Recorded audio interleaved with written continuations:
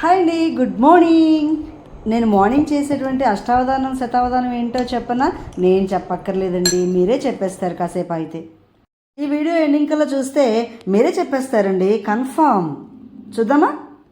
ఈ వీడియోని ఎండింగ్ వరకు స్కిప్ చేయకుండా చూడండి, మీరే చెప్పేస్తారు. ఈరోజు వర్కింగ్ డే కదా, ఇంకా కాలేజ్కి వెళ్ళాలి. మార్నింగ్ మాషకు లంచ్ ప్రిపేర్ చేయాలి, నేను వెళ్ళాలి 8 కల్లా. సో నేను చేసిన వంటలు ఏంటో చూపిస్తాను మీకు. దొండకాయ చట్నీ చేద్దాం అనుకుంటున్నానండి. ఫస్ట్ ఇది బ్యాచిలర్స్కి చాలా ఉపయోగపడుతుంది, పెద్దవాళ్ళకి అందరికీ తెలిసే ఉంటుంది, బ్యాచిలర్స్కి తెలియదని చెప్పేసి పర్టికులర్గా చెప్తున్నాను. నేను దొండకాయలు 1/4 కిలో తీసుకున్నాను, మిర్చి ఒక 10 తీసుకున్నాను, 3 టమాటాలు చిన్న చిన్నవి, ధనియాలు స్పూను, జీరా స్పూను, మెంతులు 1/2 స్పూను, పల్లీలు ఒక 2 స్పూన్స్ తీసుకున్నాను అనమాట. ఇలా తీసుకున్న తర్వాత ముందు కళాయి పెట్టుకొని ఆయిల్ వేయకుండా ముందు మిర్చిని కట్ చేసి వేయాలండి. మిర్చిని అలాగే వేస్తే పేలుతాయి అనమాట మీద, అందుకని చెప్పేసి కట్ చేసి వేసేయాలి. కట్ చేసి వేసిన కొంచెం తడి ఆరిన తర్వాత ఈ లోపల తడి ఆరిపోతాయి కదా, మనం ఇప్పుడు ఆయిల్ యాడ్ చేసుకోవాలన్నమాట. దానికి నేనైతే 1 గంట ఆయిల్ వేసాను. దీనికి 1 గంట ఆయిల్ వేసి ఇప్పుడు మనం ఆల్రెడీ రెడీగా పెట్టుకున్నాం కదా జీలకర్ర, అవన్నీ కూడా ఇందులో యాడ్ చేశాను. ధనియాలు, జీలకర్ర, మెంతులు, పల్లీలు అన్నీ దీంతో పాటు వేగిపోతాయండి, సరిపోతుంది. అలా యాడ్ చేశాను అనమాట. ఈ దొండకాయ చట్నీని వేడివేడి అన్నంలో నెయ్యి దట్టించి తింటేనండి సూపర్. అసలు ఇంకొంచెం ఎక్స్ట్రా లాగించేస్తారు. వీటన్నిటిని ఒక్కసారి కలిగి పెట్టేసి తర్వాత వీటిని తీసి పక్కన పెట్టేసుకుందాము. పక్కన పెట్టేసుకొని మళ్ళీ అదే కళాయిని తీసి పెట్టేసుకొని స్టవ్ వెలిగించి దానిలో 1 గంట ఆయిల్ వేయాలి. ఆయిల్ వేసిన తర్వాత దొండకాయ ముక్కలు 1/4 కేజీ కట్ చేసి పెట్టుకున్నాం కదా, ఆ దొండకాయ ముక్కలు మరీ చిన్న చిన్న ఎక్కర్లేదండి, కొంచెం పెద్ద ముక్కలనే సరిపోతుంది. సో ఆ దొండకాయ ముక్కల్ని అందులో వేసేసేయాలి. ఇప్పుడు ఒక్కసారి దాన్ని అటు ఇటు కలియబెట్టేసి ఇప్పుడు దానిలో పసుపు ఎంత అండి, 1/2 స్పూను పసుపు వేసేసి దానిలో 1 స్పూన్ కళ్ళుప్పు వేయాలండి. కళ్ళుప్పే వాడాలి పచ్చళ్ళకి, అదే మనకు ఆరోగ్యానికి చాలా మంచిదనమాట. సో కళ్ళుప్పు కూడా వేసేసి మళ్ళీ ఒకసారి కలియబెట్టేసి మనం ఆల్రెడీ కట్ చేసి పెట్టుకున్నాం కదా టొమాటోస్, ఆ టొమాటోస్ను కూడా ఇందులో వేయాలి. టొమాటోస్ ఇవి 2 కలిపి మంచిగా మగ్గాలండి. ఇప్పుడు కొంచెం చింతపండు తీసుకోండి, ఆ చింతపండు కూడా అందులో వేయండి. ఎంత పెద్ద ఉసిరికాయ అంత ఉంటుంది అంతే. సో ఇది కూడా వేసేసి నీట్గా ఇప్పుడు మూత పెట్టేసి దీన్ని మగ్గించాలన్నమాట. ఈ లోపల పని ఏముంది, ఖాళీయే కదా అనుకుంటున్నారా? అయ్యో అంత లేదండి. మనం ఈ లోపల నేను పచ్చనిపప్పు స్టవ్ మీద పెట్టాను అనమాట. బీరకాయ పచ్చనిపప్పు కూర చేద్దామని. ఇక్కడేమో రైస్ ఉడుకుతుంది, ఓ పక్కనేమో మనం చట్నీ కోసం అని చెప్పేసి ఈ స్టవ్ మీద పెట్టామన్నమాట. అందుకేనండి 4 బర్నర్ స్టవ్ అన్నాను, ఇట్లాంటప్పుడు ఇబ్బంది అవుతుందని చెప్పేసి. మనం మగ్గిపోయాయండి, దొండకాయ చట్నీకి రెడీ అయిపోయాయి. వీటిని కూడా మనం పక్కన పెట్టుకునే ముందు కొంచెం కొత్తిమీరను వేద్దాం. కొత్తిమీర కాడలతో సహా వేసేయచ్చండి, చాలా బాగుంటుంది. కాడలు వేస్తేనే బాగుంటుంది. ఇంకా ఇప్పుడు వీటిని పక్కన పెట్టేసేయండి, ఆరిపోతూ ఉంటుంది. ఇది ఆరే లోపల మళ్ళీ మనం బిజీ అండి. మళ్ళీ కుక్కర్ పెట్టేసుకొని ఆ కుక్కర్లో కొంచెం ఆయిల్ వేసుకొని, దేనికి అనుకున్నారు, బీరకాయ పచ్చిమిరపప్పు కూర చేసుకోవాలి కదా. సో ఆయిల్ వేసుకొని దానిలో ఇప్పుడు యాజ్ యూజువల్ దానిలో ఆవాలు, జీలకర్ర, పచ్చెనపప్పు ఇవి వేసి కొంచెం వేగిన తర్వాత దానిలో ఉల్లిపాయ ముక్కలను, పచ్చిమిర్చి ముక్కలండి, పచ్చిమిర్చి యాడ్ చేయాలన్నమాట. ఈ 2 ఉంటేనే ఏ కూరకైనా టేస్ట్ అండి. సో ఎందుకంటే ఈ ఉల్లిపాయ పచ్చిమిరపకాయల్లో నుంచి మంచి ఒక రకమైన ఫ్లేవర్ వస్తుంది అనమాట.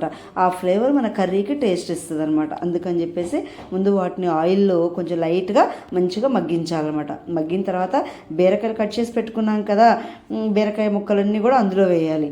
బీరకాయ ముక్కలండి మనం కంపల్సరీగా చేదు చూడాలన్నమాట. ఎందుకంటే నేను ఫస్ట్లో పెళ్ళైన కొత్తలో తెలియక చేదు చూడకుండా వేసేసాను, ఆ రోజు కర్రీ అంతా వేస్ట్ అయిపోయింది. సో అలాగా మీరెవరు కూడా అలా మిస్టేక్ చేయకూడదు అని చెప్పేసి ఇప్పుడు చెప్తున్నాను అనమాట. సో కొంచెం అల్లం తురుము కూడా ఇప్పుడు వేసుకున్నాను ఈ టైంలో. బీరకాయ పచ్చనిపప్పు కూర అండి, కొంచెం అల్లం తురుము, వెల్లుల్లిపాయ ఇవన్నీ పడితే టేస్ట్ ఉంటుందండి, అదిరిపోతుంది అనమాట. సో అలాగే అందుకని 3 వెల్లుల్లిపాయలు దంచి వేసాను. ఆల్రెడీ ఉడకబెట్టుకున్నాం కదా, పచ్చనిపప్పు కూడా అందులో యాడ్ చేశాను అనమాట. పచ్చనిపప్పు కూడా అందులో యాడ్ చేసి ఇప్పుడు మళ్ళీ కొంచెం పసుపు వేయాలి అండ్ కళ్ళుప్పు 1 స్పూన్ వేయాలి.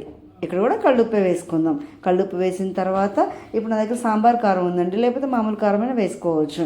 సో సాంబార్ కారం వేసేసి కలిపాను అనమాట. ఒక్కసారి కలిపేసి కొంచెం ఒక 1/2 టీ గ్లాస్ అంత వాటర్ పోసేసి స్టవ్ మీద కుక్కర్ మూత పెట్టేసేయండి. కుక్కర్ మూత పెట్టేసి విజిల్ పెట్టేసేయండి. ఆ విజిల్ వచ్చే లోపల మనం ఇక్కడ ఇంకో పని చేద్దాం. టిఫిన్ కావాలి కదా, ఈరోజు పిండిలేం లేవండి, అయిపోయినాయి. అందుకని చెప్పేసి రాత్రి అన్నం మిగిలింది, అందుకని అన్నం తాలింపు చేద్దామని చెప్పి డిసైడ్ అయ్యా అనమాట. ఎంత బాగుంటుందో తెలుసు అన్నం తాలింపు. ఉల్లిపాయలు, పచ్చిమిరపకాయలు, కరివేపాకు, కొత్తిమీర, అల్లం తురుము ఇవి తీసుకుంటే చాలా బాగుంటుందండి. దానితోడు పల్లీలు అండ్ ఇవన్నీ కూడా ఉంటాయి. అందుకని నేను ఏం చేశానంటే ముందు పల్లీలు వేయించుకొని పక్కన పెట్టేశాను. ఇప్పుడు కడాయి పెట్టేసుకొని దానిలో ఆయిల్ వేసేసి ఇవన్నీ వేయించుతున్నాను అనమాట. ఇలా పల్లీలు నీట్గా పక్కన పెట్టేసుకొని తర్వాత కలుపుదానిలే మళ్ళీ క్రిస్పీనెస్ పోతుందని చెప్పేసి అలా ఉంచాను అనమాట. ఇలాగ ఇవన్నీ వేగిన తర్వాత అవి కూడా యాడ్ చేశాను. ఇప్పుడు చేసిన తర్వాత ఇంకా అయిపోవచ్చింది కదా. దీనిలో అల్లం ఇప్పుడు మంచి స్మెల్ వస్తుందండి. ఇలా స్మెల్ వస్తుంది అనమాట. ఇలా అల్లంలో నుంచి మంచి ఫ్లేవర్, ఆనియన్స్, మిర్చి మంచి ఫ్లేవర్ రిలీజ్ అయిన తర్వాత అప్పుడు ఈ కొత్తిమీర ఫినిషింగ్ అండి. కొత్తిమీర కూడా వేయాలన్నమాట. ఈ కొత్తిమీర వేసి ఇంకా కొంచెం అలా అయిందన్న అనుకున్నప్పుడు ఆ రైస్ వేసి కలిపేసేయాలి. రైస్లో సరిపడినంత ఉప్పు వేసుకోవచ్చు అండి, అది మన ఇష్టం. ఇంకా మనం లైట్గా తింటే లైట్గా సరిపడండి సరిపడా. ఇప్పుడు చివరిలో ఒక స్పూన్ నెయ్యి వేయండి. ఆ టేస్ట్ చాలా బాగుంటుందండి. బ్రేక్ఫాస్ట్ రెడీ కదా 5 నిమిషాల్లో. ఇప్పుడు మళ్ళీ మనం చట్నీకి ఆల్రెడీ పక్కన పెట్టుకున్నాం కదా, అవి ముందు మిక్సీ వేసుకోవాలి. మిక్సీ వేసేటప్పుడు దానిలో 4 వెల్లుల్లి దర్బలు కూడా వేయాలండి. వేసి మిక్సీ వేసేసుకోవాలి. వేసుకున్న తర్వాత మరి తాలింపు వేసుకోవాలి కదా, నేను ఒక స్పూన్ నెయ్యి కూడా వేస్తాను. ఈ తాలింపులో ఆయిల్ వేసి నెయ్యి వేసి ఇంకా దానిలో ఆవాలు, జీలకర్ర, పచ్చినపప్పు ఇవన్నీ వేస్తాను అనమాట. కొంతమంది తాలింపు వేయరండి, నేను కూడా ఒక్కోసారి తాలింపు వేయను, ఒక్కోసారి వేస్తాను అనమాట. ఇలా తాలింపు వేసిన తర్వాత దానిలో మరి మనం ఎండుమిర్చి కూడా వేస్తే చాలా బాగుంటుందండి. ఎండుమిర్చి వేయాలి. ఇంకా తాలింపు మంచి వాసన రావాలంటే ఏం వేయాలి, ఇంగువ వేయాలి కదా. సో తాలింపు మంచి స్మెల్ రావడానికి చివరగా దానిలో ఇంగువ వేసాను అనమాట. ఇలా ఇంగువ కూడా వేసిన తర్వాత మంచి స్మెల్ వచ్చేస్తుంది దానిలో నుంచి, తాలింపులో నుంచి. ఇప్పుడు దాన్ని పచ్చళ్ళలో వేసుకోవాలి. మనం మిక్సీ వేసి పెట్టుకున్నాం కదా చట్నీని, దాని మీద వేసుకోవాలన్నమాట. అప్పుడు మనకి చట్నీ కంప్లీట్ అయిపోయినట్లు. ఇప్పుడు దొండకాయ చట్నీ కూడా రెడీ అయిపోయిందండి. ఇలా ఇది కూడా పక్కన పెట్టేసుకోవాలి. పక్కన పెట్టేసుకొని మరలా మన కుక్కర్లో కర్రీ ఉంది కదా, బీరకాయ కర్రీ పచ్చనిపప్పుతో, అది ఓపెన్ చేసేసి విజిల్ వచ్చేసింది కదా, 3 విజిల్స్ రాగానే తీసేసి ఆరిన తర్వాత దానిలో ఒక ½ స్పూన్ ధనియాల పొడి, దానిలో కొంచెం కొత్తిమీర వేసి కలపాలన్నమాట. కొంచెం వాటర్ ఆల్మోస్ట్ ఎగిరిపోయింది చూసారా మనం వేసింది. సో బీరకాయ కూర కూడా రెడీ అయిపోయింది అనమాట. ఈ బీరకాయ కూర ఎంత బాగుంటుందండి, మసాలా బీరకాయ కూర చాలా బాగుంటుంది. దీనికి అల్లం తురిమి వేయాలి. తురిమి వేసి వెల్లుల్లిపాయ 4 దంచేస్తే చాలా సూపర్ ఉంటుంది అనమాట. ఇంట్లో ప్రతి లేడీకి కూడా మార్నింగ్ అష్టావధానం శతావధానమేనండి బాబు. మనకి ఇంకా జాబ్ చేసే లేడీస్ అయితే ఇంకా చెప్పేదేముంది, ఇంక మీకు తెలిసిన విషయమే కదా, మామూలుగా ఉండదు సినిమా మార్నింగ్. మనం జనరల్గా సీజన్లో బత్తాయి సీజన్ వచ్చింది కదా, ఈ బత్తాయి సీజన్లో మీకు ఏమాత్రం వీలున్నా కానీ కనీసం 2-3 బత్తాయిలైనా జ్యూస్ చేసుకొని తాగాలండి. ఎందుకంటే పిల్లలకి ఇస్తూ ఉంటాం కదా, పిల్లలకి హస్బెండ్కే కాదండి, మనం కూడా కొంచెం అన్నా తాగాలి. తాగితేనే మన ఆరోగ్యం కూడా చాలా బాగుంటుంది. లేడీస్ ఆరోగ్యం బాగుంటేనే ఆ ఫ్యామిలీ ఆరోగ్యం చాలా బాగుంటుంది అనమాట. కాబట్టి దాన్ని దృష్టిలో పెట్టుకొని మనం కూడా మన కోసం కొంత మనం కేటాయించుకోవాలన్నమాట.